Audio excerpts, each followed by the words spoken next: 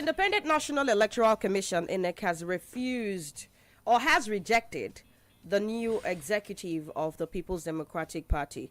Now, if you recall, the People's Democratic Party had a convention. I'd say a controversial convention because there was a court order saying that convention shouldn't hold, but the PDP went ahead to have that convention, and after that, the People's Democratic Party has failed to recognize the Turaki faction now as the new PDP national executive. And of course, there is a court judgment ordering the forfeiture of a 3 billion naira plus worth property of former president of Nigeria, Goodluck Jonathan, because the proceeds, according to that report, is from illegal activities. Also, yesterday, there were a lot of revelations made by Makinde, and of course, statements about promises that were made by Minister of FCT, former River State Governor Yesawike, to hold the PDP down for the president, who is officially in another party, the APC. So you see that controversy of how you are in one party holding things down for a person, a candidate in another party.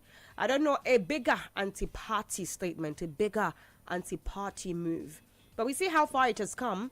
I mean, it's something that has been glaring since Wike started being for the president. He's been in his cabinet, he's been a huge supporter, and of course we've also seen a couple of things done in his favor, one of which is the imposition of a state of emergency in Rivers State, and of course the suspension of a democratically elected governor.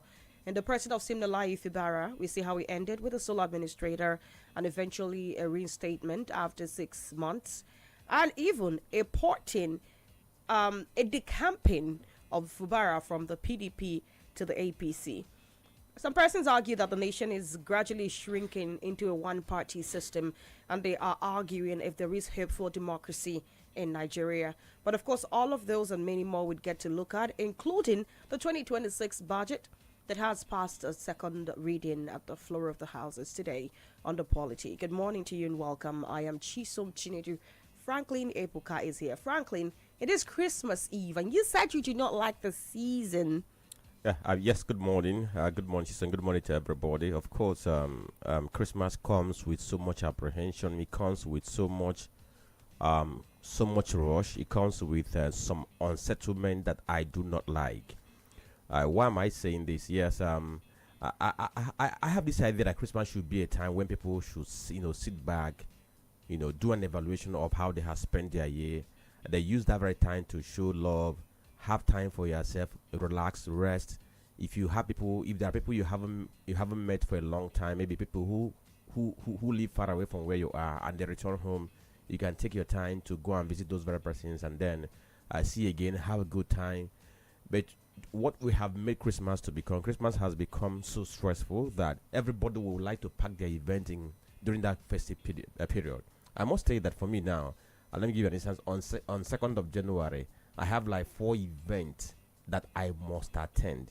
So I'm wondering how I'm going to manage myself to be able to attend that 4 events. Then you talk about other days that have been packed with different kind of activities. Let me not even talk about the mad rush we have on the road. Yesterday, let me share this experience that I had yesterday. I left office here. I had to dash to Oka as quickly as possible because I had many things to run there. And when I finished at Oka, I had a consignment to pick at Electromat, the one opposite the Premier. I paid 500 naira to move from around Seaman to get to that Premier. Guess what? I just went there to pick a consignment. I was done picking a consignment and I wanted to get back to Lincoln Road. For 1 hour, I was standing there. I couldn't get any vehicle.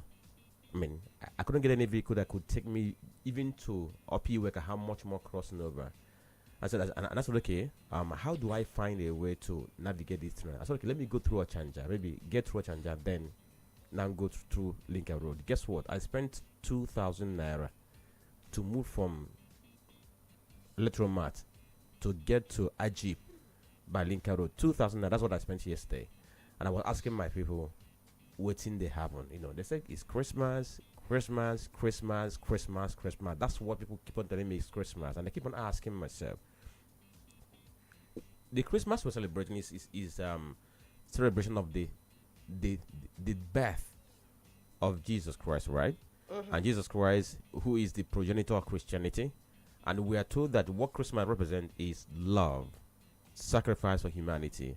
And I keep asking myself, where is that essence of the season? How have we jettisoned the essence and turned Christmas into stress, mental stress for people? I learned that a woman went to main market with her baby, and the baby died at her back without her knowing. What was that? Yeah, and what? This season? Yes, this season. I saw something like that. Was it today is Tuesday. I think it was on Saturday morning. And I was asking myself, what sane person will bring a child to this place? The thing is this, we have gotten to a point where people saying this thing. Everybody gets caught up in this fever whereby we are all involved in this virus. I keep on asking myself, people who have families and they have some variables they can manage, why don't they plan on time to handle this? And I keep on asking myself, if some people who have kids, little children, if you must buy clothes for them for Christmas, what stops you from doing this in November? Then if you are going to make any purchase for anything in the heat of this very period, it could be for anything that is perishable. If it's not perishable, take for instance people who like to make salad, apart from carrots, if you buy your cabbage 4 days before time, it's not gonna spoil. It's not gonna spoil. But everybody just waits until 11th hour. Everybody crams on the road, and everything goes haywire. Everything goes crazy. This very morning coming to work, Tony, maybe I don't know what you witnessed, but the road was also crazy. Depends on where you're coming from, because coincidentally, I had the least hassle coming from 3-3 this morning that I have in the past 1 week.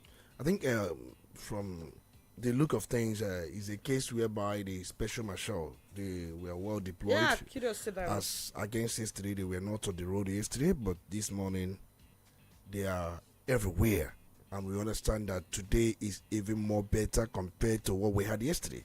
But we wouldn't say today is better because today is just beginning.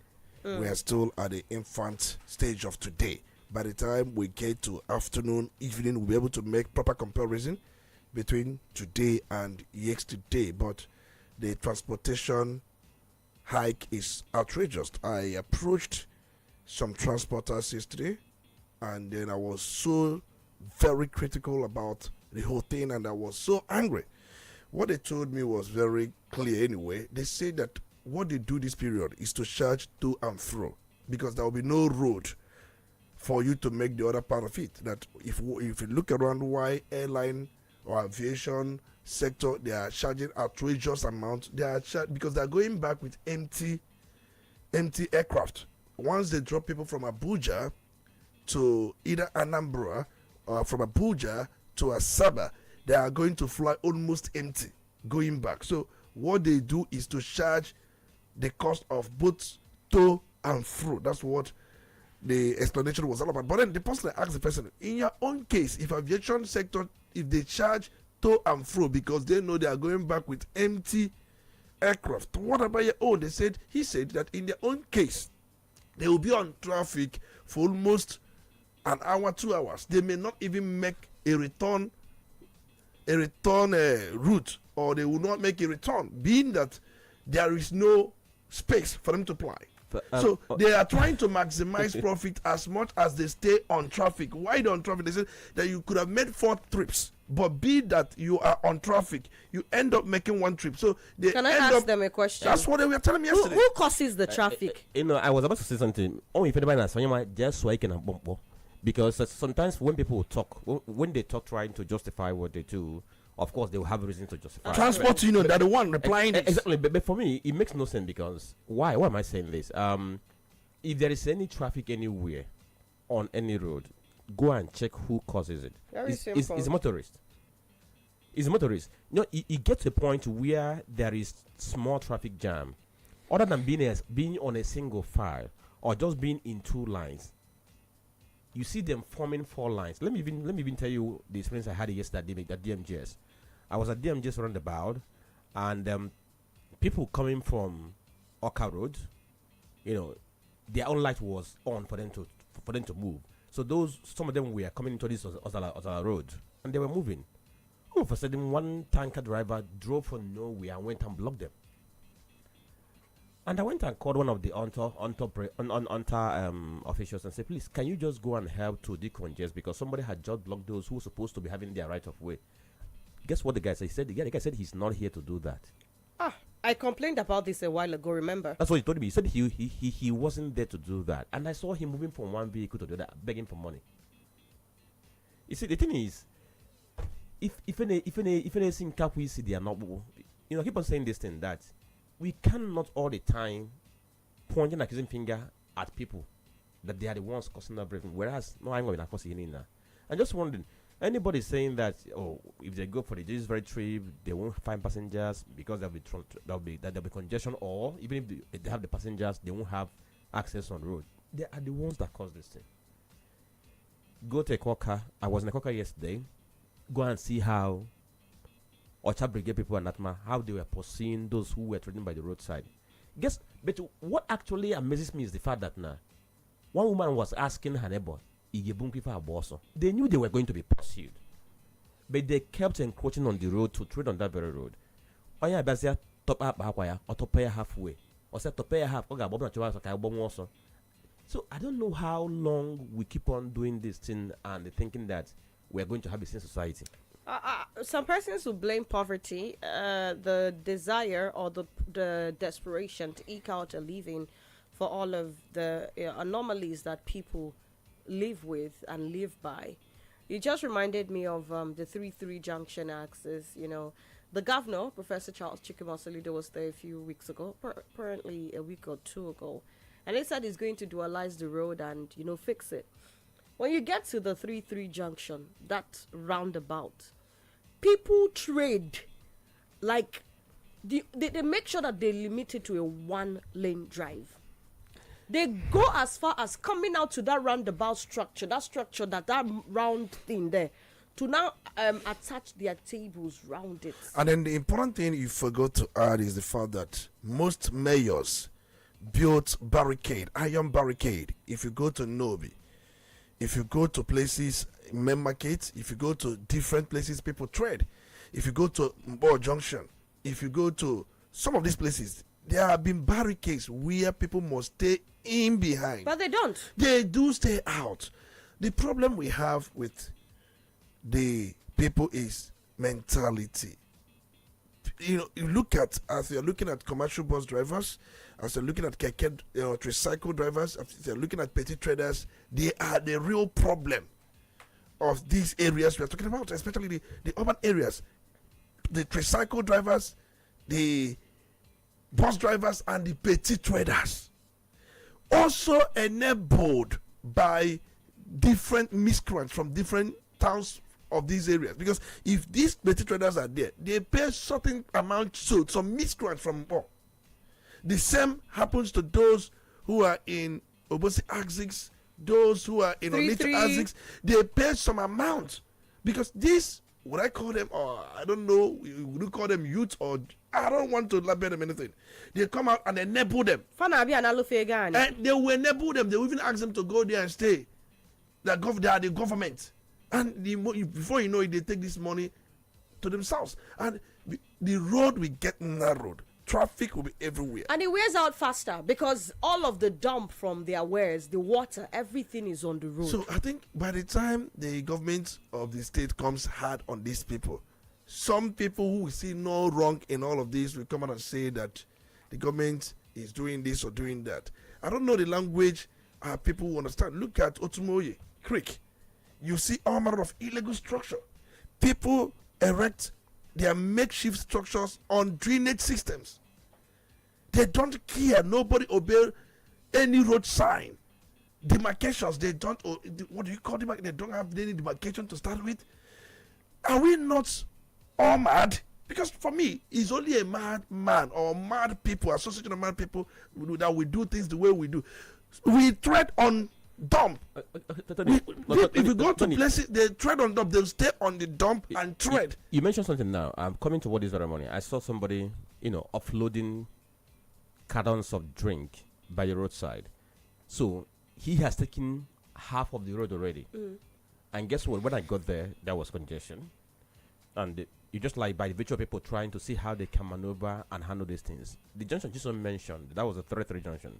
My experience there some time ago, that was the point of my life where I saw a barrel pusher telling the motor driver that this is my spot, I cannot move an inch. Because on the road now, this is my spot, I cannot move an inch. So the thing is, I don't know, Christmas gives me stress. I'll be honest with you. That's why I'm not excited by Christmas. Never excited, because the kind of stress that comes with it, it works me up. I can't imagine myself being in traffic for like till 10 p.m. in the night, 11 p.m. Just like yesterday at College Junction by Express. People were there till 10 p.m., 11 p.m. because people drove like they were mad. Thank God the robbery hasn't even also come into it, because last year December, I recall vividly that area used to be a hotspot. Once it's 7-8, people are rushing to get home, because before you know it, some people park on bikes and start to rob people. So this is the point where we remind the government, security outfits to peak their activities. Okay, increase surveillance, dispatch more men, arm more officials and stuff, and traffic coordinators, the special marshals, ONTA, ATMA. I think, we and need for them me, functional and not parking on the road. for me, the only organization working effectively, the special marshal, that the one working effectively. All these people you are calling, they'll be on the road to collect money. I'm not saying there are no good ones amongst them, but there are few. If you look around Oka Road towards after Savoy Junction, if you're heading to the traffic light at Boromi roundabout, there are policemen that are always there. Their own, you look at their pocket. Their pockets are swollen. If you look, they are there alongside the road safety. They are there. They are, for them, that spot is their shop. That's their shop, their business shop. What they do there every day is to collect money. And if you go all around, I think the one close to, what do you call it, if you are heading down from Army Barracks on the express road, we have another road safety there, but those people, what they do is to check papers. They are on the traffic light. And you also have police people who always stay there with them. The police people collect their own money. Police collecting money on the road is official. Anybody that tells you it's not official in Nigeria, the person is just joking. It is official. Even when it is not pronounced official, it is. Let's accept it. It is official. Because for them, they do it openly, and government officials, the people from different government agencies, they see them and even wave at them.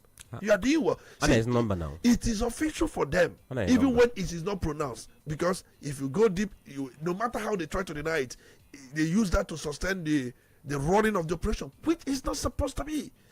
They make money from escort service, which that has stopped. Are you not aware that some military men arrested police escort? I think that was yesterday. Yesterday. They arrested police escort. Why did the military men or the military personnel arrested the police escort? Because for the military, they say that president has given a withdrawal notice. No police escort to any VIP. Do you know what they resorted to doing? They wear uniforms of vigilante. You can't imagine police officers. But I mentioned this now, that they now disguise. That is the disguise. They wear vigilante uniform. Not just vigilante uniform. They wear the uniform of civil defense. But you know what you used to get them? Because of the rifle they carry. Because of that will easily give them out. The rifle they carry. VG doesn't carry. They don't carry AK-47. Vigilantes carry pump action. And where you see somebody putting on a vigilante clothes, we are carrying AK-47. Right. The person is a police officer. And the situation, and we know the kind of rifle the armed squad of the NCDC, the Nigerian Security and Civil Defense Corps, we know the kind of rifle they carry.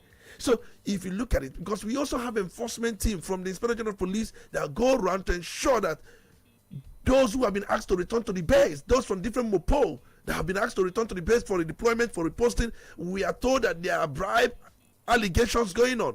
Some of these VIPs try to bribe the Mopo commanders as high as 1 million, 2 million to return the service of these people in a disguised form.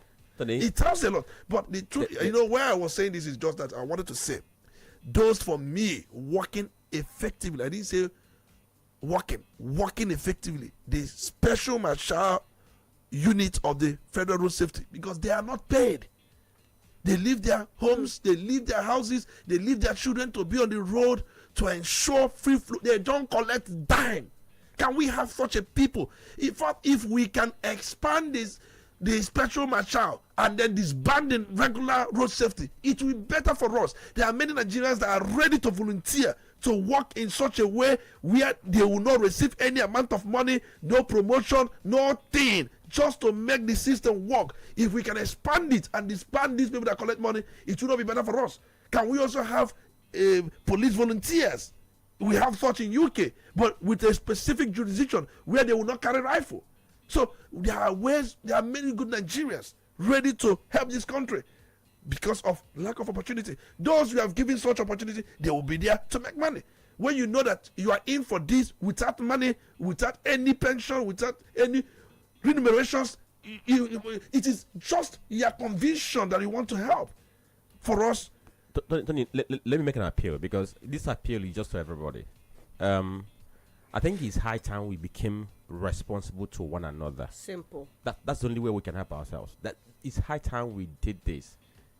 Become responsible for one another. Who will become responsible? If you're on the road, be responsible for your brother. That's the only way we can try to find a way out of this. If not, I see people who are going to sleep on the road. Very simple. People are going to sleep on the road, and people are going to spend all their money on transport fare, because our brothers who are in the transport sector have decided that they are going to maximize the season. Whether it is irresponsible or responsible, they do not care. But all I'm saying is, abattoirs are going mile. Absolutely. All right, then we're ending this conversation. Also reminding people who can have tow trucks on different sides of the state to please bring out your tow trucks. A lot of vehicles are breaking down and are constituting nuisance. You can help us and also earn your money that way. Now let's go to tell you what the front pages of the papers say. I mean, it's quite important that we talk about some of the things that are happening around us before we move on to national space. The Punch is here, this day is here, Vanguard and The Guardian. On the front page of the Punch newspaper, the banner headline here is, page 2, Budget Crisis, NAS extends 2025 fiscal year to March. Senate reps pass revised 91.8 trillion naira 2024-2025 budgets. 2026 appropriation bill passes second reading. On page 7 of orders takedown of terrorist social media accounts. Measles death toll hits 153 in 11 months on page 7. Ekiti domesticates Nigeria Tax Administration Act. And Akpabio mourns police escort killed by tanker on page 30. National Open University student collapses during test, dies on pages 4 and 5. And court seizes land linked to Goodluck Jonathan estate on page 7. Wike promised to hold PDP for Tinubu, Makinde alleges on page 30. Yuletide rush, FG orders contractors to keep highways open. NBA Atiku demand new tax law suspension on page 30. 2027 Turaki camp fumes as INEC rejects PDP exco on page 2. Okay, so let's look at the headlines we have on Vanguard newspaper. The banner headline says Gazette Flori, NBA Article 6 suspension of tax laws. The story is on page 5 of Vanguard newspaper. It has a rider NAS reenact 2024-25 budget, ignores tax act alteration, adjourns to January 2026, revises 2024 budget to 43.56 trillion naira, 2025 48.316 billion, or 316 trillion, extends implementation of 2025 appropriation to March 2026. 2026 58 trillion naira bill passes second reading at Senate. Okay, other headlines we have here says last minute festive season shopping. You can see a picture story there, people buying plenty of things. You can see a picture of a woman buying chicken, and then some other economic activities going on there. Hardship, FG gets 52% of federation revenue. Stop blaming governors alone, rather. the governor of Katsina State, rather, he's the one saying so. Check the story on page 8 of Vanguard newspaper. Lukman strike and Super Eagles slim win over Tanzania. The story is on page 40 on the sports column of Vanguard. Kwan withdraws suit challenging Awujale's succession process. Check page 10. Lack of political will hampering fight against insecurity. Kwan Kwaso. The story is on page 37. Then over to the above the nameplate of Vanguard, we have these headlines. Nigeria's net forest inflow rises 12% to $41.73 billion. The story is on page 19. The destruction of PDP, dangerous for Nigeria's democracy. Makinde, the story is on page 10 of Vanguard newspaper. Says Wike promised Tinubu to hold PDP for him. That's the rider to that very story. Released NAV C-130 aircraft lands in the Gambia en route Portugal for maintenance for the second time. So what is wrong with the aircraft? Is it that it is that very faulty and they still want to fly it to Portugal for that very maintenance? I hope that we don't get to hear any bad story from this, because this is the second landing it's making en route to this Portugal. NIN CAC numbers to become tax IDs from 2026 FIRS. The story is on page 9. If you check the story, FIRS is trying to explain that if you have your NIN, if you're a corporate body and you have your CAC registration, that these are going to automatically become the tax IDs required for the taxation, which is going to kick off by January 2026. These are the stories on Vanguard. All right, let's go to this day. Some of the stories you'd find here. Kitty takes the lead. Domesticates Nigeria Tax Administration Act on page 6. Fresh trouble for PDP as INEC rejects new national officers, cites court ruling on page 9. Marking day, Wike promising to hold down PDP for Tinubu sparked a disagreement on page 9. And Senate hails Tinubu's 58.47 trillion naira 2026 appropriation bill, backs infrastructure security push on page 9.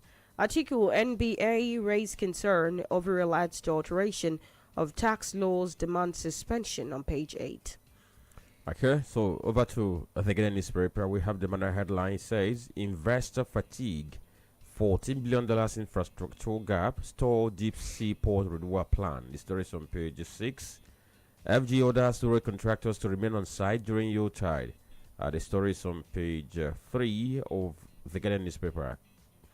Calls for suspension of tax reform laws intensify. Check page 3 of the Ghanaian newspaper. Lawmakers okay old budget extension. Revised 2026 fiscal plan to 58.47 trillion naira. The story is on page 3. Aisha warns Tinubu against Buhari's mistake of retaining underperformers. I think that should be on page 5 of the Ghanaian newspaper. Then another headline says Gombe CSOs protest assault, demand sack of governor's aid. Check page 10. Then another headline says insecurity, the making of Southeast ghost town at dusk. Okay, you see the picture of the 5 Southeastern governor beside that very story.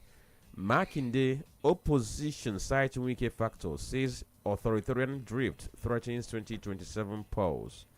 FGMC's oil revenue target by 64%, records 3 trillion naira deficit. The story is on page 8. Rivers 2 senators, 6 state lawmakers join APC. Okay. And then the last headline we have on the Guardian newspaper says ICPC scorecard exposes widespread failure in federal MDAs. The story is on page 5 of Guardian newspaper. Absolutely. From there, we move on to have a proper conversation. And of course, we are starting off with matters arising from the bill, the appropriation bill for 2026 budget. And of course, I'll be taking this report, a report from the Punch newspaper. And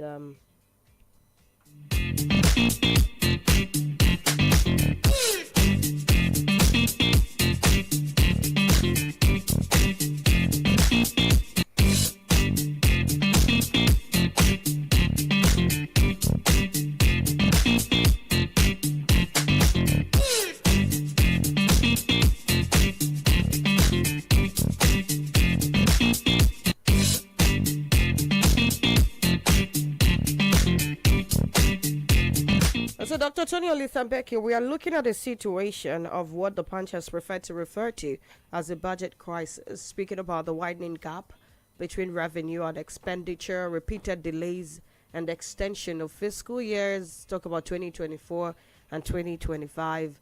The escalating borrowing, the poor execution of appropriated budgets. All of this having, would I say, been a problem for quite some time now. A lot of Nigerians are still yet to understand this thing about the extension of budget. So I think we'll start the conversation from there. 2025 is about 7 days. Yeah, 7 days to the end of 2025. And somehow we're still having 2024 budget extended. And that of 2025 extended. And then that of 2026 also having passed second reading. So let's start with understanding the basics. Why is this happening? When you talk about budget cycle, or what we call fiscal cycle or appropriation law, as the case may be, because in the case of federal government, it's Appropriation Act. In the case of the state government, it's appropriation law. That's the terminologies the Constitution designated for these very laws, as the case may be. Budget cycle refers to the sequence of events that a government's budget goes through from initial planning to final evaluation. But most countries agree on the basic stages, just 1 year cycle. So it is important to understand that a budget cycle is supposed to follow a January-December fiscal year and consists of 4 main stages. In fact, although this is the legal framework, in practice the cycle often slips, leading to extended budgets as we have currently and overlapping fiscal years. Remember, the president, through the budget office of the Federation and the Ministry of Finance and Budget and National Planning, initiates the process by issuing a call circular to ministries, departments, and agencies to submit expenditure and revenue estimates, a fiscal strategy paper, and medium-term expenditure framework provide parameters and ceilings for allocations, which is usually submitted before the budget is considered by the National Assembly. And immediately after the legislative approval, the president assents to it. But once that is done, the budget should be presented at least 4 months before January 1st. For you to have a budget cycle starting January to December, you must at least present that budget 4 months to January. Is expected to start off where the National Assembly will do thorough work within that 4 months period. So it's expected that Mr. President submitted the 2026 budget proposal. That was on December. He ought to have done that around August. Give me a second. You look at September, October, November, December. You ought to have done that around August. Give me a second. Please Does this apply to everybody that has to present a budget? I mean, the states as well. I'm just talking about not just the president, the states as well. So why do they keep failing year in, year out? Because the states started presenting their budgets late last month. And that's 2 months short already.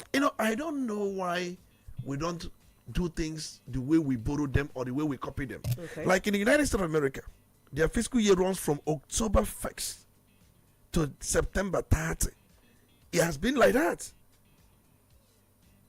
It has been like that. They don't have January to December budget cycle. They have October 1st to September 30 budget cycle, which is a year, where the president request, typically goes to the Congress earlier in the calendar. President brings this budget proposal mostly around February for something that will start in October. I'm just telling you.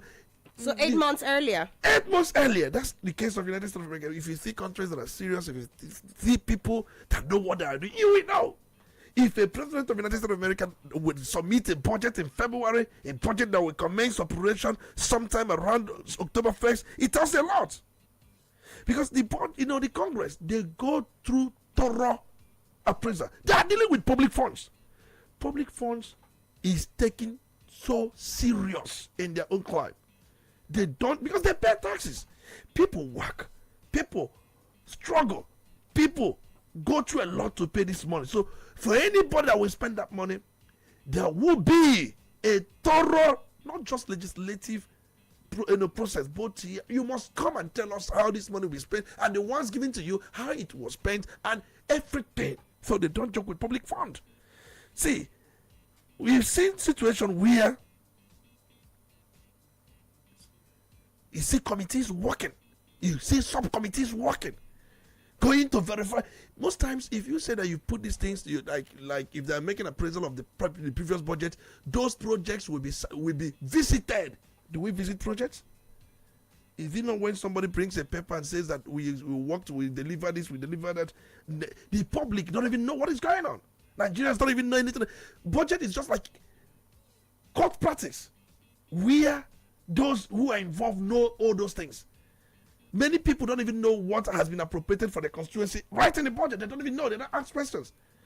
So the point I'm trying to make is it is very important that we adhere to some of these practices. If you go to United Kingdom, their budget cycle is more like from April to March. That's the budget cycle they have adopted over the years. So what is wrong with us? Why can we not stick to what we have agreed to do? Because if we have a budget cycle of 2024 still being extended, it means that there is a massive delay in our implementation. And I am curious to find out, with this kind of delay, how do we now track progress? I think it has to start with the presentation.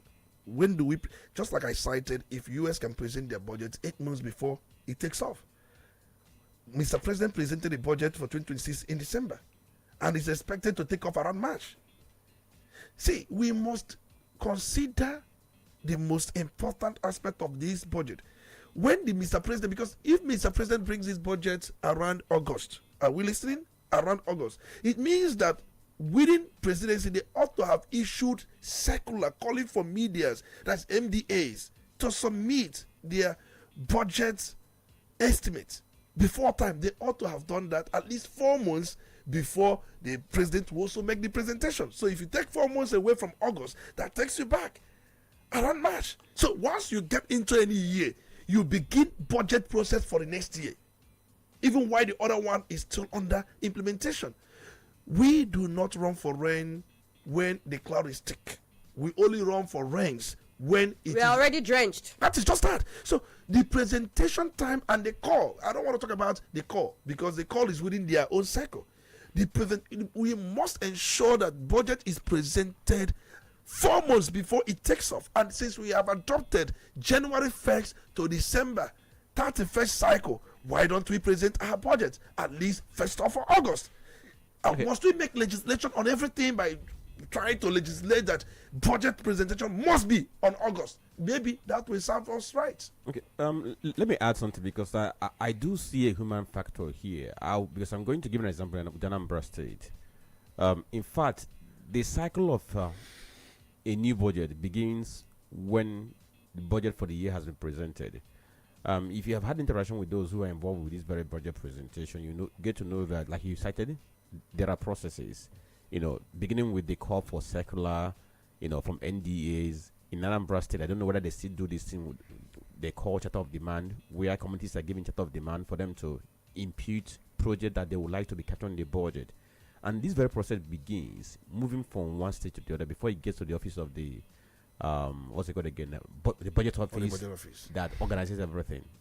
That's the procedure. But what we have seen is that in most cases, I don't know what keeps on delaying this very thing. That for them to get this in from different MDAs, put them together, I don't know whether they intentionally do wait till towards the end of the year for them to do this, or is it about the bureaucracy in government? Government trying to know, because another factor there is this: when you have a budget that is running, and by the time you get to October, November, that budget has not even been implemented up to 40%, and government is still hoping that it might be able to do one thing or the other before the year runs out. And if they're asking for if they're asking for circulars from MDAs and what have you, they might not be able to bring anything comprehensive. I'll give you an instance with what happened with the 2026 federal government budget, where President Tinubu had to write to the Senate again, asking that the budget that he presented should be revised to a certain amount, because by the time the original budget was presented, the budget that was going to cover remuneration for the new intakes we are going to have in the military and the police was not captured. Now you get to see some of the challenges they do have, but I believe that if we begin to take this thing seriously, of course, begin our planning on time, we'll be able to have a way around this, because this issue of whereby towards the end of the year everybody is running helter-skelter, and even in most cases most states do not get it done at the federal level. Of course, by next year we should still be talking about budget defense, because I know that under the past government of Muhammad Buhari, he tried to maintain that January to December budget cycle, but in this very case it's been truncated, and now we are in a system where I don't even know where we stand, because at a point in time we were running 3 budgets, or rather we are running 2 budgets simultaneously, and now they have tried to repeal 2024-2025 to see how they can harmonize it so that we have something similar, but it still gives us that very confusion. So the thing is, the budget office needs to get its act together. It needs to get up and doing and ensure that we don't have this challenge reoccurring from time to time, because the earlier we get to deal with this thing, the better for us. All right, then at this point we're going to go on a commercial break. When we come back, we start to take a look at some more political matters. Turaki's faction, or Turaki's NWC of the PDP, has been rejected by the Independent National Electoral Commission. We get to find out why, not also leaving out the fact that Makinde spilled some really solid tea yesterday. All of those we'd get to talk about in a bit. Keep it locked. It's the Polity on Udala Radio 104.7 FM. You're listening to Udala Radio 104.7 FM. Seriously authentic. When the city sleeps, the river remembers.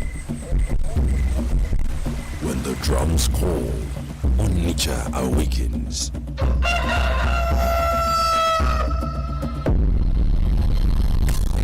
This December, the call grows louder as Udala Radio joins forces with the Golibe Festival 2025. From December 26th to New Year's Day, the heartbeat of the East comes alive. Music, laughter, art, culture, and the unstoppable joy of homecoming.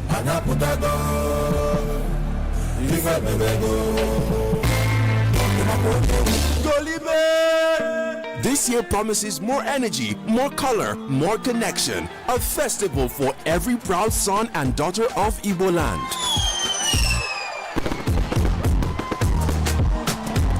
Stay tuned to Udala Radio, your front row seat to the celebration that never fades. Golibe Festival 2025. Exclusive media support by Udala Radio. It's not just a festival, it's who we are. Your investment is just one drop. On its own, it can only do so much. Now, imagine 1 million more drops. This is the power of First Asset Money Market Fund and First Asset Dollar Fund. They pool your money with others to create a powerful flow, giving you access to great earning opportunities. Call 0201-889-4444 now to start with 5,000 Naira, $100 or more. Let us build wealth together. The First Asset Money Market Fund and First Asset Dollar Fund are registered with the Securities and Exchange Commission Nigeria. Please read the prospectus and where in doubt, consult your investment advisor, stockbroker, fund or portfolio manager, accountant, banker, solicitor, or any other professional advisor for guidance before subscribing. Christmas on set like concrete when them just pour. Udala Christmas raffle don't land for Golibe Festival. Hey! Just 1,000 naira per ticket, and if you work at enter our studio, make you shout your loved one's name live for radio. I don't want them to say I love I love you, die. You want to know how you go take the part of this? It is simple. Just buy your ticket for Golibe Festival ground. Come and open studio and boom, your voice go to fly enter everybody radio. Better things there for ground where you feel win. 43-inch Hisense TV, refrigerator, aux fans, and plenty goodie bags. No dollar. This Udala Christmas raffle draw they happen on the 30th of December 2025. If you want grab your ticket sharp, make you call 0803 350 4206.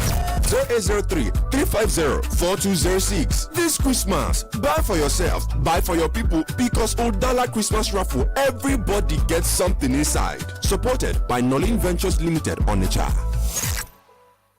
Golibe, Onitsha, are you ready? The festival is here, and this year, Kate's Associated Industries Limited, manufacturers of Dubai antiperspirant deodorant, will show up, not just to turn up, but to turn up fresh. December 26th to 31st, Chuba Ikpeazu Stadium will be hot. Street carnival, dreamland for children, masquerades, high life nights, full December cruise. But please, do not let enjoyment get you caught on fresh. Get Dubai antiperspirant deodorant, the roll-on that holds the body, holds groove, and hypes December. Golibe Festival, proudly supported by Kate's Associated Industries Limited. Onitsha, we there outside. This December 30th, na madness won't happen for Easter. Straight from the hood, the voice one of the fake Jerry. Within the swamp, cause I don't boss. It's your boy, Sherek the Hustler, and on the 30th of December, Yona Baka, for the Golibe Festival. And you know go there alone, no? Dremo, Mayokun, Zorro, Beritiga, Aguero Banks, Ivado, Loina, Brown Joel, Rod Kelly, Dara, Dre Ice. One stage, one night, Onitsha go shake. Na Golibe Festival.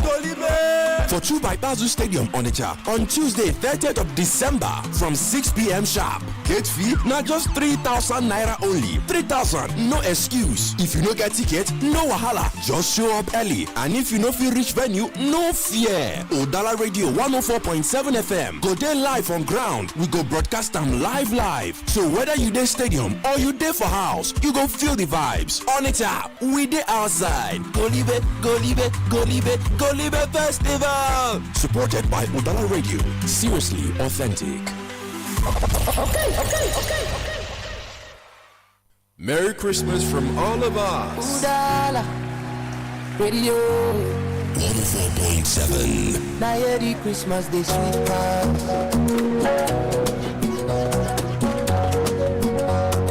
Let's go. Bells they ring for the street tonight. Children they dance on the Christmas light. Mama they cook jollof, aroma they rise. Yeah. For they smile, joyfully nice. No know they for body love they warm. Afro be breathing happiness long come. Oh, from Onitsha city to every home. Na celebrity chant food is on. It's a Udala Christmas. Oh, everybody gather make we jollof.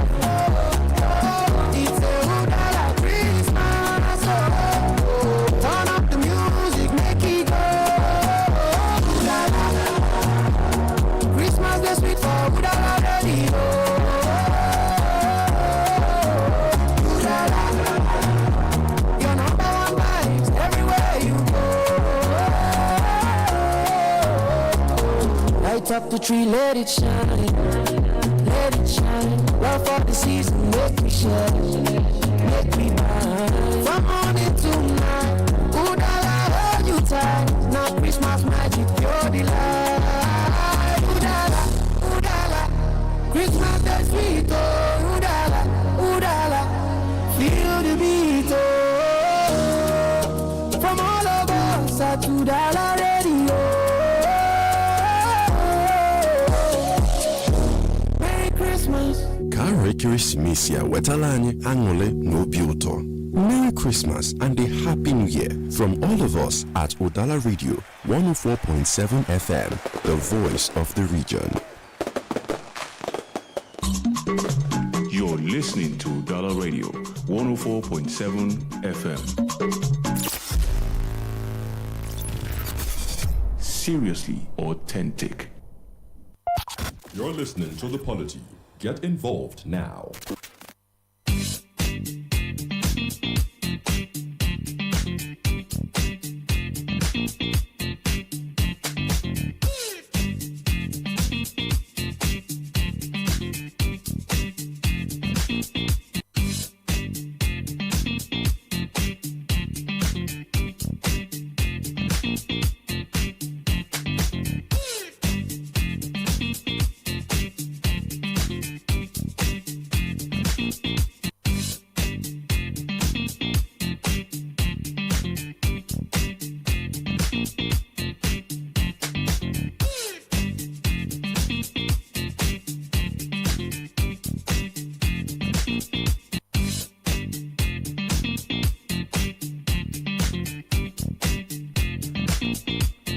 I don't know how, if I should call this a breaking news now, but I just got a report that INEC has declared the Wike-backed faction of the People's Democratic Party as the authentic faction, as the authentic PDP executive, just after rejecting the Turaki faction, the Turaki-led faction of the People's Democratic Party.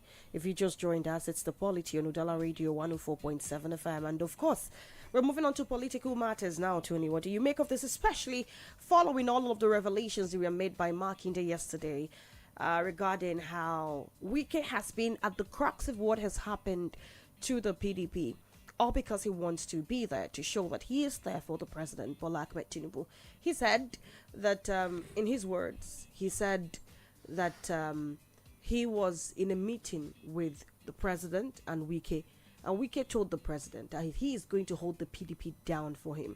And after the meeting, he called Wike and said, when did we agree on this? They said that was the point where he fell out with Wike. So that's it on one side. And I want to know what you think about INEC shunning the now executive of the PDP, especially on the grounds of that court order that prevented, or that sought to prevent the convention that brought this particular executive to the office in the first place. Let's begin with INEC position on PDP leadership. Because from what we have here, INEC rejected a Tamino Turaki-led National Working Committee of the People's Democratic Party. They cited subsisting court judgments and unresolved legal process. But if you look at it, in response to that decision, the Turaki NWC National Public Secretary, Ini Emebong, was actually quoted to have said that the party leadership was legitimate and emphasized that there was no faction within the PDP, that what INEC refers as faction is Wike's committee of friends. So you can't just have someone's committee of friends and label them a faction. People that just apportion position to themselves. They had no Congress. They had no any legitimate assembly. For the fact that they were some people that were expelled from PDP, they went and then started dishing out position to themselves and then call themselves whatever name. Expelled by a body that was put together by a convention that has been adjudged illegal. No convention. The convention has not been adjudged illegal. Tell me about it. No. No court has said that the convention is illegal. What INEC cited was subsisting judgments that had predicated the convention with no hold. So INEC is interpreting it that if court says that the convention should not hold, whatever comes out of it becomes a nullity. There are two different things. I want us to understand these two positions. That the court ruled that you shall not hold such convention, and whatever comes out of it, if you go on to go do that, whatever comes out of it becomes a nullity. Then you went on to hold a convention, and after the convention, no court has said any statement. So the reliance was on what the court ruled based on not holding the convention. But there was also another court that asked PDP to go on with the convention, because we have two court judgments. Which one would have the upper hand? In this case, they are courts of coordinate jurisdiction. You ask for upper hand. And some have argued that if you ask for upper hand, it means the most recent. I have listened to some lawyers and some analysts. They say that if you are to look at it, but there is no parameter to determine which one should have upper hand, because there is no one that will have upper hand. You don't even say because of the most recent one, when a court of competent jurisdiction, we had the one, Federal High Court in Abuja, that said that the convention should not hold. We had the one of Oyo State High Court that says that the convention should hold. INEC will not decide which court order to take. That's another thing. INEC cannot cite subsisting court judgment. You chose one and you left one. It makes no sense. So what do you suspect is happening now? Do you think it is some sort of internal, will I call it machinery pressing the buttons here? The truth is, the allegation that Amopiton INEC seems to have been hijacked by Winke may be rife. The word is maybe. Reason being that Amopiton, first and foremost, they went and called the two factions together to mediate peace. That is not your jurisdiction. INEC is not a peace mediator. INEC is just an unbiased umpire that must follow the provisions of the Constitution and Electoral Act. They have a legal department, and also any subsisting court judgment. Supreme Court had thought that INEC legal unit would rely on Supreme Court judgment by saying that issue of membership, 1, nomination, 2, leadership, 3 of a political party is not within the jurisdiction of any court. Any court, no court. Are you not aware that Supreme Court fined INEC for its interference in SDP affair? INEC went and recognized a particular faction in SDP until Supreme Court lashed at INEC. INEC under Bopiton. Lashed at INEC. You have no such powers.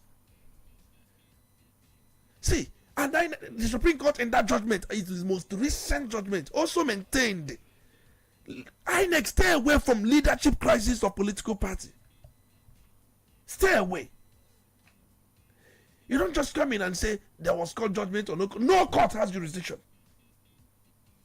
And anytime you have, at least you have one you've been recognizing before now, no problem.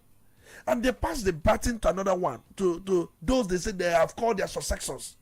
You have problem with it. And the problem you are citing, there was a court order. You did not also cite the other court order. So you decided to choose one court and leave the other court, making you a biased umpire. As an unbiased umpire, in your statement, you'll be citing conflicting court orders. You won't say your position is based on court order. You did not also add conflicting, because there were 2 court orders. You did not say that. And you said court order. That shows you are biased, because you did not also recognize the other court order. And also interfering in the affairs of PDP, as you did in SDP. Supreme Court lashed out at you and wanted cost against you. So if you go to social media, the trend is that Amopiton is compromised. That with the way things are going, 2027 is already being compromised. And these are no good sign for somebody who was just winning. I had thought, but because if you look around, they say that they will, there's no way a political party will have no leadership. If INEC is confused, they can bring these 2 court orders to appeal court. No, because they in any of these, because I had thought that they would be asked to be joined so that they will be able to make some clear positions. Because if these political parties are fighting among themselves, you may be asked to be joined so that you will be able to make appeal to determine which one is which. Yes. The idea of being joined is not for you to take party or to take position. No. To ask court, please, appeal court, what is this? If appeal court retains the position of the Supreme Court, which I know that's what I'm going to, I'm not preempting, that issue before us, you can't stop a convention of a political party because somebody is crying wolf. I think what one of the courts, because there are 2 courts anyway, one based on Sule Lamido, where Sule Lamido was not given the form. He approached a federal high court, but the high court said he should be added. And the PDP, for me, they say they have appealed that judgment because Children Amino came when the window for forms have been closed. You came late.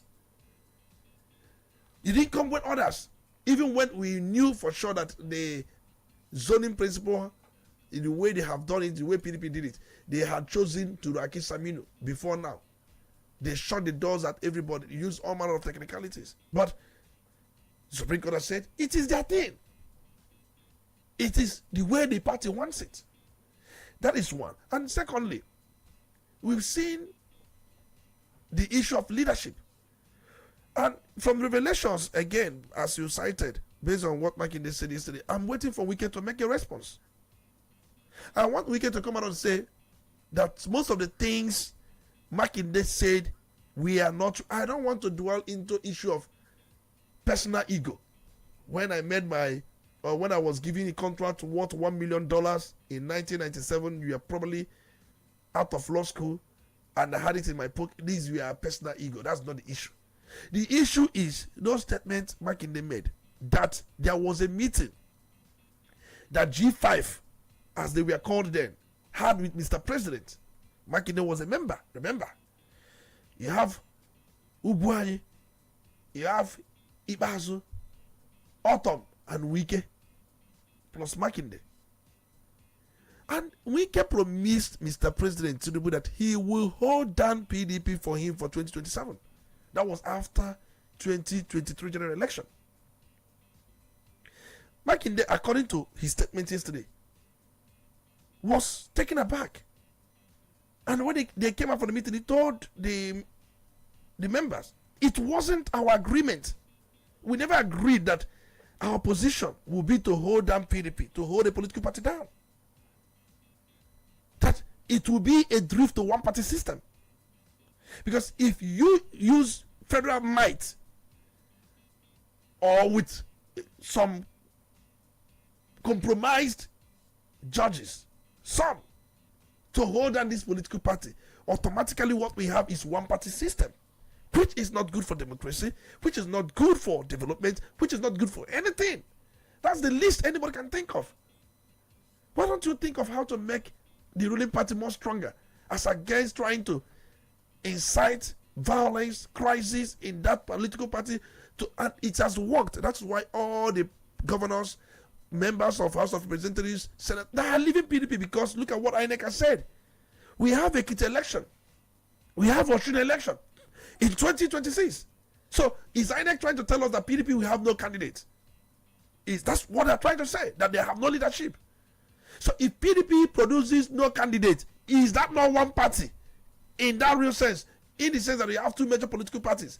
I'm not saying that we don't have other political parties like Labour, like ABGA. There are other political parties, and we agree. But we are talking about those with national spread. The two political parties that have the most national spread. You have APC and PDP, and one is gone. And one that is gone is orchestrated based on what Makinde was saying yesterday. And he said to Wike and other to members of the G5 that he will not be party to this, that they never agreed to this, that the agreement was not part of this. The agreement, because Makinde revealed that he worked for Tinubu for 2027, for 2023. But being in PDP to work for a candidate of APC, it was that not anti-party? I'm talking about his role. He must first and foremost start by confessing his sins. Because it is a revelation. You were in PDP and you are working for candidate of APC in the name of G whatever. Was that not an infraction? Is that not even enough for you to be expelled from PDP? That is one. That's on the side of Makinde now. And secondly, you thought you'd be given a nominee because the idea was if you work for Mr. President, all the appointments meant for your state, you will be the one in control. But immediately, you worked to ensure the victory of Mr. President. You nominated a minister that will be a minister for be minister of the economy and the national planning. Mr. President rejected it. And that was one of their anger. Because Makinde should tell us what is his own anger. He became angry that after working for Mr. President in 2023, as a PDP member, working for APC candidate, he could not even accept your candidate, your nominee for a minister. He chose Adelabu, the Minister of Power, and he went and asked or discussed Mr. President, I had nominated so person, communicated that to you, communicated that to the Chief of Staff, but it was rejected. Mr. President gave reasons that he has found somebody more better in Adelabu. And he told Mr. President, Adelabu has no such capacity to even organize APC in Oyo State for 2027. When you told Mr. President that Adelabu, the Minister of Power, has no such capacity, Mr. President now told you, if Adelabu has no such capacity, Sheyi, do that for me. You started telling Mr. President, you cannot do that because you are of PDP. Sheyi, were you not of PDP when you did that in 2023? No, he said it wasn't explicitly how it was. No. Forget. We are being very clear here. We were in PDP. But you did not organize APC anyway, but you supported and mobilized for President Tinubu to win, right? Fine. Now, the president asks you to repeat what you've done. You told Mr. President you cannot do it because you're of PDP. The reason you are not going to do it because Mr. President did not accept your candidate, your nominee. Be honest, Sheyi Makinde. So this is not a fight for Nigeria's democracy. If Mr. President had accepted his nominee for ministerial slot, Sheyi would have done that. Not because he's of PDP. You don't try to be holier than Pope. Okay, you can't be more Catholic than Pope. So let me come in here because I'll come back to the issue of Sheyi Makinde, but let me get back to the issue of the INEC and then the PDP. INEC refusing to accept, not accept, refusing to recognize the NWEC led by Tamini Turaki, and INEC has cited 2 court judgments, and according to INEC, the 2 court judgments are still alive. They are binding and they have not been vacated. In fact, INEC mentioned the court judgment of October 31st and November 14th, and the first of them is the one that deals with the one that was filed by what's it called again? The Senator Nyanwanko, which restrained INEC from recognizing any outcome of that very convention or even taking part in that very convention. Then the one of Feslo Lamido, the court almost said the same thing. And the INEC said that they are not going to recognize any PDP leadership, or it's not going to go to its website and update, that is going to wait until when the issues are resolved by the Court of Appeal. Because as it stands now, the PDP faction led by Turaki has gone to appeal court to challenge those judgments by the court of first instance, Abuja High Court. What that simply means is that PDP recognize the fact that that court judgment needs to be vacated for them to stand on a very good front. But PDP went for that very convention on the strength of court judgment that came from Ibadan High Court. Now, because we're looking at the foundation, trying to see how illegality has thrived on illegality and what illegality can beget. PDP went on that very convention on the strength of a judgment granted by a court of coordinate jurisdiction on the same issue, and we talked about it here. Now, if you look at the point of INEC is saying whatever we are going to do now could preempt the judgment of appeal court. Since the case is already at appeal court, can we tarry for now? When the judgment comes out, we now know what to be. Does INEC have a point in this case that since the case is already at appeal level, and what PDP did was to file for stop of execution, and the stop of execution does not amount to quashing of that record judgment. Okay. So, do you think INEC has a point? Now, INEC acted on no law. What that means is, over the time there have been crises of political party, INEC will recognize one faction first until court says otherwise. I remember during the time of Abga, INEC had recognized a dozen Njoko faction and had it in their website until Supreme Court lashed at INEC again, and then it was reversed.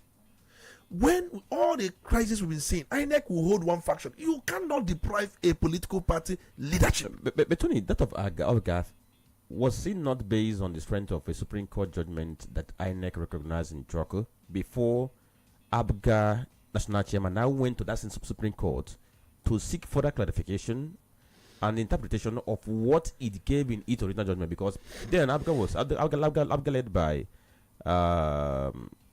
national chairman was saying that Njoko misdirected INEC, yes, and he made INEC to act to recognize him.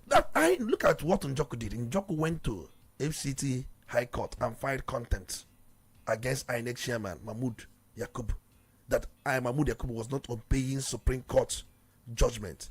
Supreme Court had ruled and it maintained the same thing, that issue of nomination and the membership leadership is an internal thing, and also made a statement that the Njoko who makes claim of such that Supreme Court recognizes him. Supreme Court said we never made such statements. We made error when we wanted to refer to the former national chairman. We made a typographical error in trying to make reference to him in build up to our judgment. We made a reference to you. That does not amount recognizing you or pronouncing you the national chairman, because that was the typographical error Njoko relied on to say that the Supreme Court pronounced him the national chairman, and went to FCT High Court, filed contempt, and FCT High Court agreed with Njoko that for the fact that the Supreme Court made a reference to him as the national chairman, that he is the national chairman, and it was something appeal court watched. Appeal court watched it within a week. Supreme Court, on the case before it, based on his own judgment to interpret his own judgment, lashed at both the FCT High Court and at the same time told Njoko, we never made you national chairman, we never pronounced it. It was a typographical error which was corrected, because there was a corrected version. So that is, by the way, why this we are going on. INEC changed Njoko as the national chairman of Abga when FCT High Court made a judgment that Mahmoud Yakubu be committed to prison. Immediately, Mahmoud Yakubu heard that he will be committed to prison. He updated the website and changed Njoko so that he will not be committed to prison until appeal court and then Supreme Court. They had two different cases before it. Supreme Court was just looking at its own judgment. Appeal court was based on FCT High Court that said that by mere reference, a typographical error made in Njoko the national chairman. Appeal court latched at FCT High Court. So Tony, why are the courts making things difficult for Nigerians and for political parties and for politicians, and the authorities who are supposed to serve as the police, watching the actions of the judges? Why are they not reacting? Why am I saying this? Okay. If the highest court of the land had already ruled or given a judgment that internal affairs of the party should be handled internally, and no court has jurisdiction to give anything on that, is a standing precedent. And then a lower court went ahead to give a judgment on this, not even once, not twice. So why are the people who are supposed to be the police of the judiciary not doing anything? That is why I said INEC legal unit would have relied on Supreme Court judgment and put it to the whole courts that say they will not have convention, that you have no jurisdiction. You asked me what INEC would have done. Forget these courts, the small courts.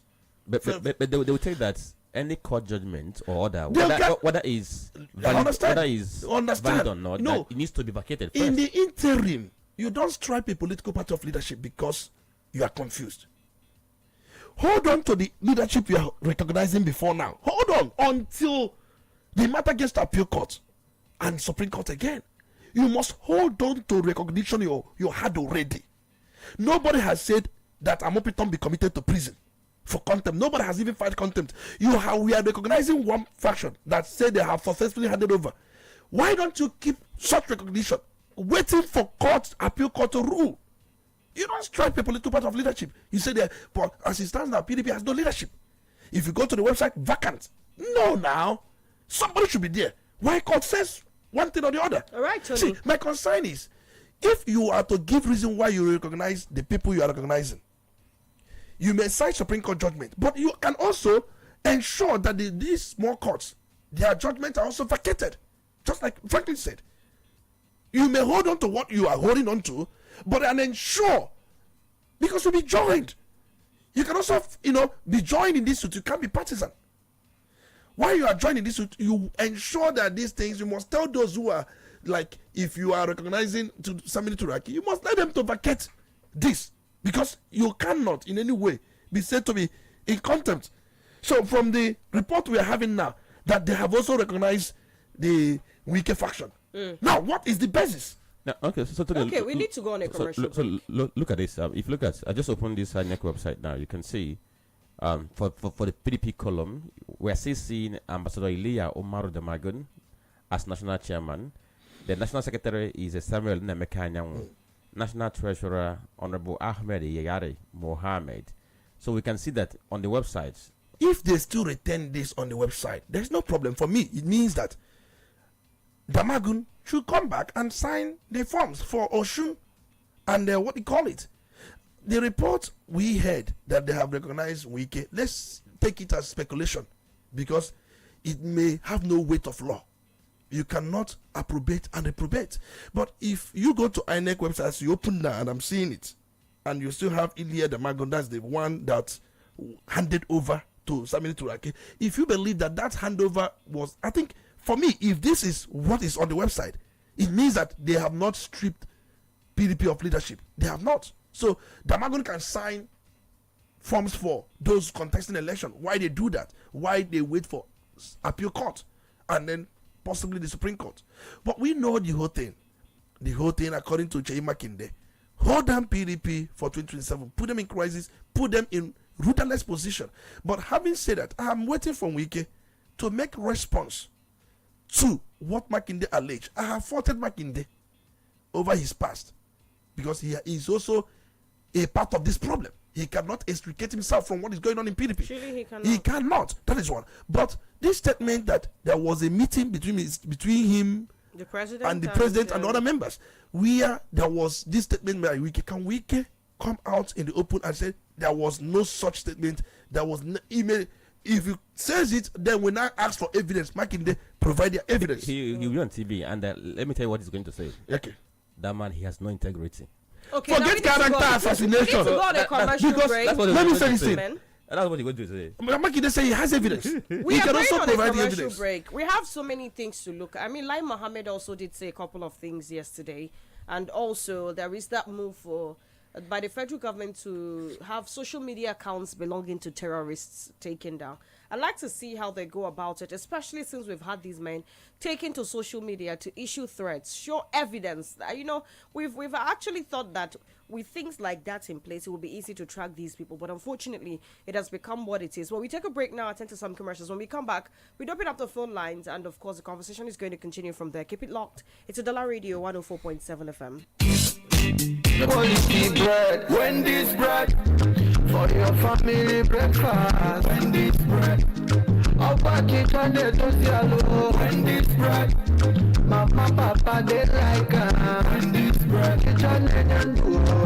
Wendy's bread, even children, they like Wendy's bread, Wendy's bread, Wendy's bread, you get it better, that's the way go sweet your belly. Wendy's bread, Wendy's Wendy's bread, tasty bread. You can contact us on our official address, 2nd Business Park, Enugu Road, GRA, beside Samisha, Anambra State. We also have another branch at St. Michael Plaza at Tandy Road. Also contact us on 070-1149-1571. Wendy's bread, your tasty bread.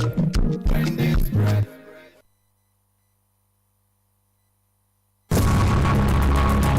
From the streets of Lagos to the heart of Anambra The rhythm returns home this December 28th.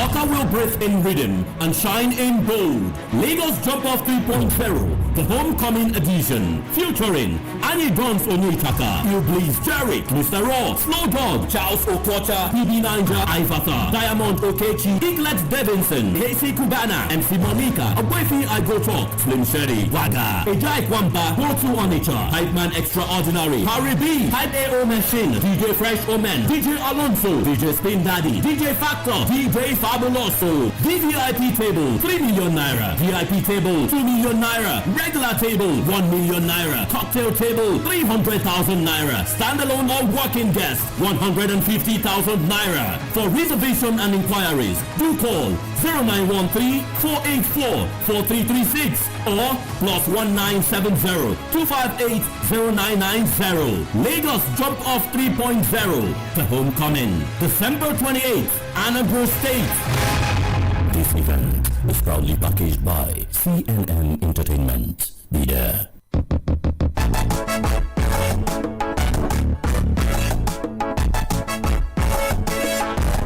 When you think of roofing, think of strength. When you think of durability, think of beauty. And when you think of all three combined, think Best Aluminium MFG Limited. At Best Aluminium, we don't just manufacture roofing sheets. We create protection, comfort, and style for your home and business. Whether you're building from scratch or repairing an old roof, we have exactly what you need. Our products include stone-coated roofing sheets, aluminum roofing sheets, and colored roofing sheets. But that's not all. We also offer residential and commercial roofing services, roof repairs, gutters, emergency roofing services, and even durable cookwares that bring quality to your kitchen. Visit us today at 30/32 Anyika Street, Awada Obosi, Anambra State, or call us right now on 0806-416-2374 or 0706-059-6203. With Best Aluminium, you're investing in peace of mind, in beauty, and in the future of your home. Because when it comes to roofing, the best choice is always Best Aluminium MFG Limited. Tomorrow's technology today. Hello, my brother. Hello, bro. How far now? Adele, waiting this up now. Now my tenants, they won't finish me. They don't pay rent. Wahala every day. Papa, the way you get supposed to give me joy. You don't do wahala. Yeah, my brother. You need to upgrade to A sharply. Guy, another agent I beg, I don't want. Agent that they wahala my 5 and 6. Sure, you never try Assoja sets now. The best from in property management. See, since I carry my houses, give them. Nah, so I they enjoy peace of mind like this. Them they handle rent collection, tenant screen, maintenance, everything. I just they relax, they watch my investment, they grow like this. You know me now. You mean I avoid all these shifting with tenants? Now, correct. Assoja sets go manage all your property worries. Them they professional, transparent, and reliable. My friend, will you get out? Now see finish the cost of this nonsense. No worry. As we just said they come. When I go soon here out. Why stress when Aswich Assets will run up for you? For property management, tenant services, and real estate solutions, call Aswich Assets today on 0904-0422-240 or 0906-8205-058 or visit our office at number 8 Niger Drive, GRA Onitsha, Anambra State. Forget cho from house agents and trust the experts at Aswich Assets for your peace of mind. Aswich Assets, managing property, multiplying value.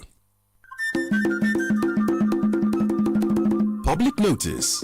The governor of Anambra State, Professor Charles Chukwuma Soludo, CFR, has set up an ESCO committee for the recovery of all government land at Otumoye Creek, Onitsha, in Onitsha South local government area of Anambra State. All persons purportedly laying claim to all those parcels or plots of land located at Otumoye Creek, Onitsha, are by this notice requested to submit the following documents to the Office of the Commissioner for Lands. 1. Allocation letter. 2. Certificate of occupancy. 3. Building plan approval. And 4. Any other relevant documents conferring ownership of such plots of land to the individual. All documents are to be submitted in 2 sets within 14 working days from the date this notice was first published. No submission will be received or attended to after the expiration of the said 14 working days. Signed, Mrs. Nkiru Mokwe, Esquire, Permanent Secretary for Commissioner for Lands.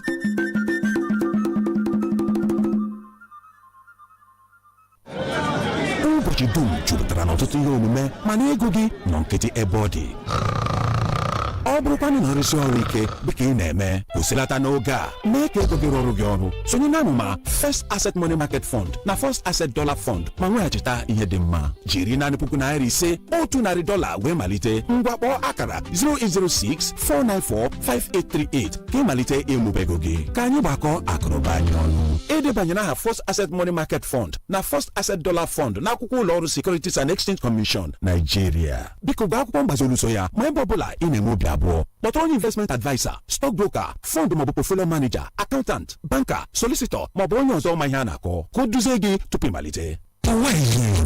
Mana dịka nwa afọ Naija nwoke maọbụ nwaanyị bụ ugbu a ị kwesịrị ime onye na-akpọ gị n'ekwentị. Ohere na-abịa so naanị otu ugboro mana nke bụ ezigbo ajụjụ dị na ya bụ ị ga-adịkwa na njikere. Ekwekwala ka ohere ọzọ ganarị. Lee anya otu kọlụ ziri ezi nwere ike ịgbanwe ndụ gị. Tinye Truecaller app n'ekwentị gị tata mara onye na-akpọ gị hụ na ịtụfughị ohere ịnweta otu kọlụ ahụ nwere ike ịgbanwe ihe niile. Truecaller, za ezigbo oku. Christmas don set like concrete wey dem just pour. Udala Christmas raffle don land for Golibe Festival. Just 1,000 naira per ticket and you fit waka enter our studio make you shout your loved one's name live for radio.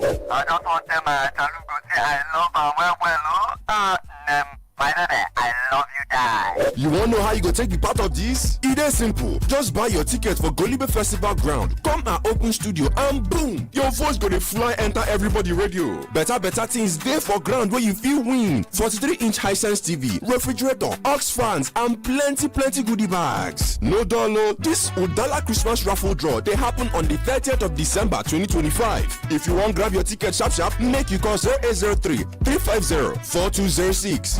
0803-350-4206. This Christmas, buy for yourself, buy for your people, because Udala Christmas raffle, everybody gets something inside. Supported by Nolin Ventures Limited, Onitsha.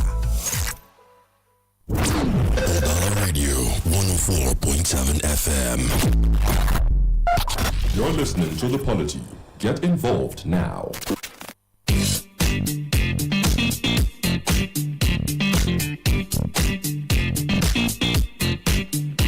We sincerely apologize. We're almost totally out of time, so we're going to take just a few calls. You do this in a minute. 08032 221-697-30 0803-827-6694. You do this in a minute. Please go straight to the point. Be as objective as possible. Let's hear you. The numbers again are 0803-221-697-30 0803-827-6694. Hello, good morning. Are you there? Good Hello? morning, everyone in the studio. Good morning to you. And compliments of the season. I am Great Dame. It's Jaffa streaming the airwaves right from my hometown here in Osumoro. Go ahead, please. You see, I used to ask whether Nigeria is in another planet. Talk about Christmas, we are approaching it wrongly. Talk about politics, Nigerian politicians are approaching it wrongly. Now, Christmas, if I do not know or have not read about the man called Jesus Christ, who was a peaceful man, he was somebody who came to reorganize the world.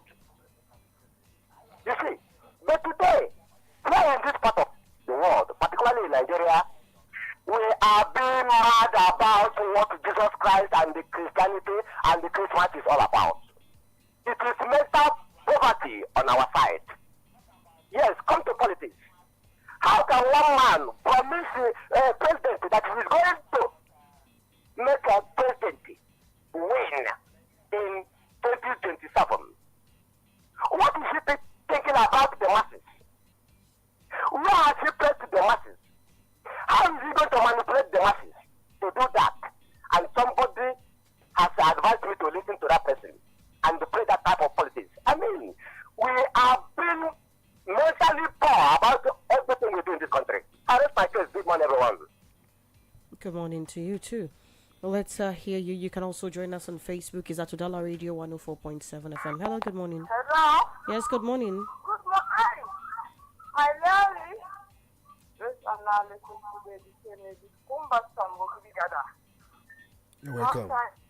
Politics control the dog, the bull. Can't people look it up? We can handle more harm as well. We must avoid that. It's not worry. Yes, that analysis from CDC, good, but not worry. The time is too. I must say that, others is my name. Having said that, whatever is the case, whoever, Saraki, there are people that own PDC. You've made it clear. And this new INF man is neither here nor there. But in due course, we take him to the sinner. My main anger is the tax law. If you recall, Buhari worked so hard to change so that we can have a formal tax year. And now this Tinubu has turned it upside down. How can we be going to enforce like yo-yo? It's not fair. That tax law must be addressed.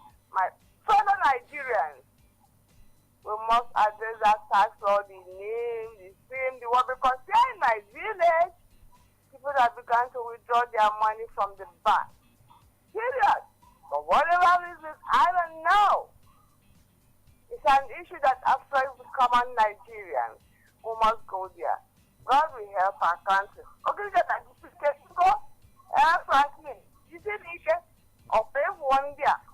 Start home for now, that to Columbia. Of what I can avoid. How funny I can know. Always keep our country. All right then. Thank you for your contribution. Let's hear you. You should try to reconnect then. 08032216973, 08038276694. One more call and we head over to Facebook. Yes, good morning. Good morning, my sister. Good morning. Good morning, my speaker, Tony Becker. You're welcome. It's good to have I'm Franklin. This is the voice of Ignition Sokoye from our Estate Kingdom. Tony, I saw this thing coming. We are watching, looking to our court, our judiciary, because I said it last time that all the judgment they gave before the ruling party. Let us watch whether they will give judgment this time against the previous judgment they give. Against the previous judgment they gave.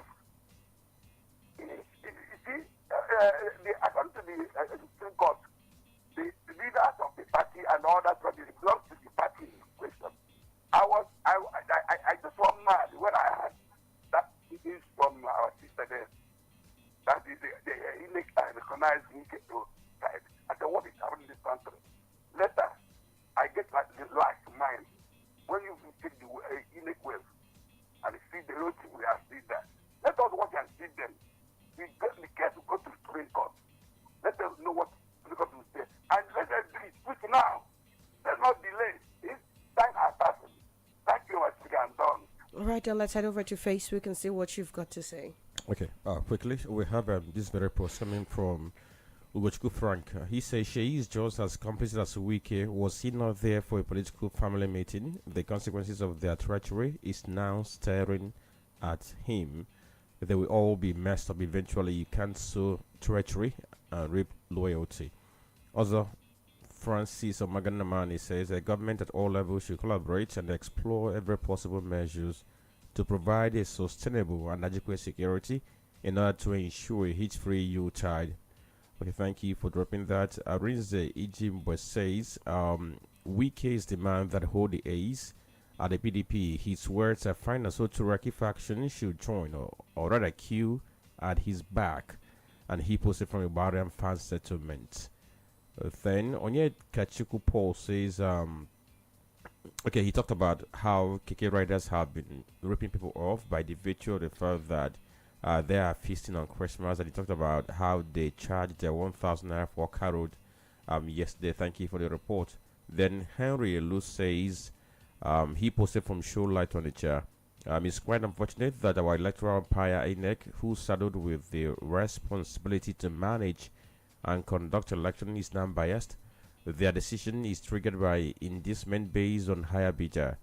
that independent should be scrapped from their name. Instead, INEC should be called BNEC, where B represent biased. And he says the country appears to be like a joke. Then John Chukwuemeka says the FCT minister knows what he's doing to PDP, and by the time he is through with the party, PDP may look for another survivor names to answer. Politics in this part of the world is all about selfish interest.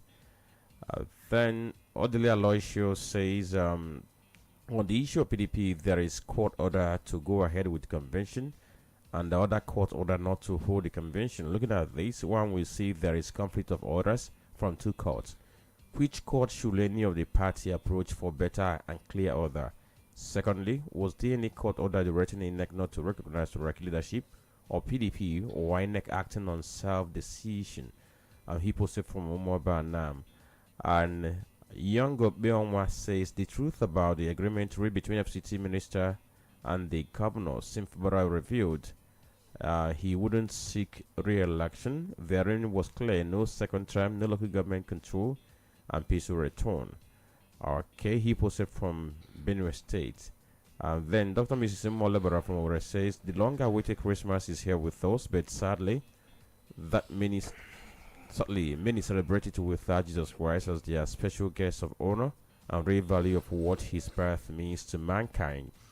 Our Christmas celebration calls for sober reflection on our relationship with Jesus Christ. As we celebrate, let's remember the needy, the sick, the less privileged, reach out and render helping hands to them. Let's use this period to meditate and evaluate our activities for the year. Giving gratitude to God for his guidance, protection, love, and blessings. And she's saying Happy Christmas to every one of us. All right, thank you very much. We are taking down the curtain on today's edition of the Polity. But before we go, we just want to let you know that Udala Radio is partnering with Golibe Festival for this year's Golibe Festival.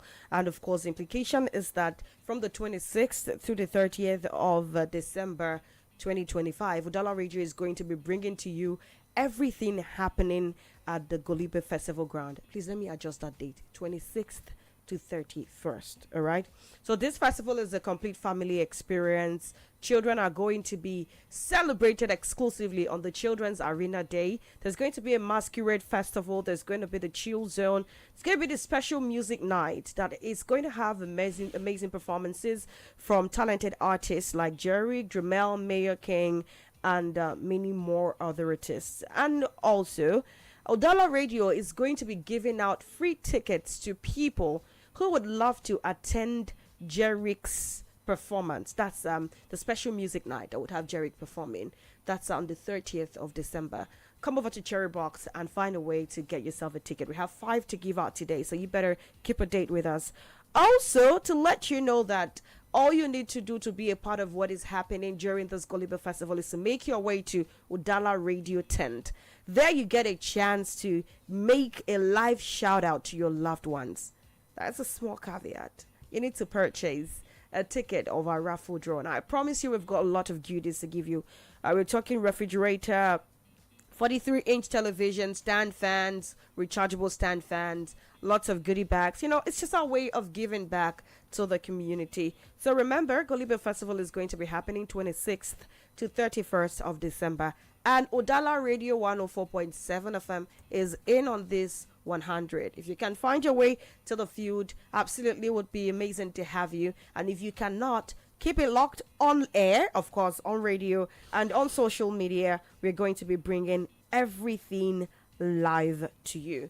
Tony, your last words as we take down the curtain. Tomorrow is Christmas, there's no doubt, and we know very well that this celebration dates back to AD 336, when, during the reign of Emperor Constantine, the first Christian Roman emperor, and it tells you that it's a day we remember the birth of Christ. In my early Christians, we are so much concentrated on death and resurrection of Christ, but because issue of birthday was not a Jewish tradition or early Christian tradition, it was during the time of Emperor Constantine that this was introduced, and we know what that means.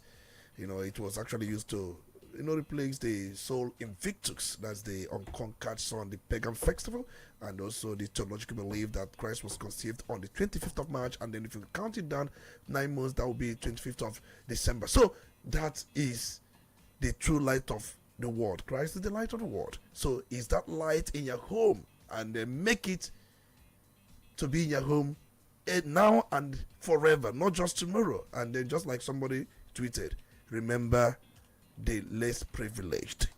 Remember, very important, that your neighbor who cannot afford anything. Charity begins at home. People around you, do something for them. And that's my message. Thank you, Tony. Just before we sign out, today is the birthday of the manager of Udala Radio 104.7 FM. I'm talking about Mr. Akorede Brown. Happy birthday to you, boss. Happy birthday. Waiting to your throat now. Are you choking? That's the way he likes it. He wants us to hush. Happy birthday. Thank God. Me, I like to give wala. You cannot tell me what I will do. Happy birthday! Frank, your last words. Well, for me, as we celebrate Christmas, if you know that thing that if someone does it to you, it's not going to represent love, don't do it to another person. Because if you do to another person in the name of celebration, whereas if it comes to you, we are going to revolt, then you are playing double standard. Thank you. All right, then. See you on Christmas Day. It's Christmas Eve, like Tony already said. Make sure you share the love. And from my end, I'd say make sure you stay safe. Be a responsible Nigerian. Stop driving like you belong in an asylum. See you tomorrow. I am Chisom Chinedu. Udala Radio 104.7 FM.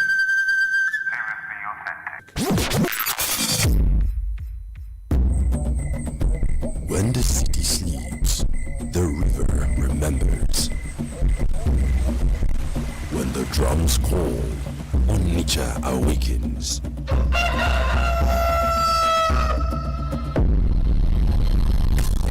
This December, the call grows louder as Udala Radio joins forces with the Golibe Festival 2025. From December 26th to New Year's Day, the heartbeat of the East comes alive. Music, laughter, art, culture, and the unstoppable joy of homecoming.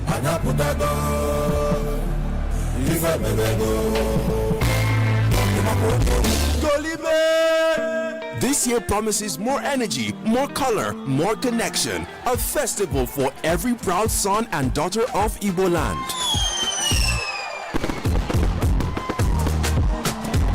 Stay tuned to Udala Radio, your front row seat to the celebration that never fades. Golibe Festival 2025. Exclusive media support by Udala Radio. It's not just a festival, it's who we are.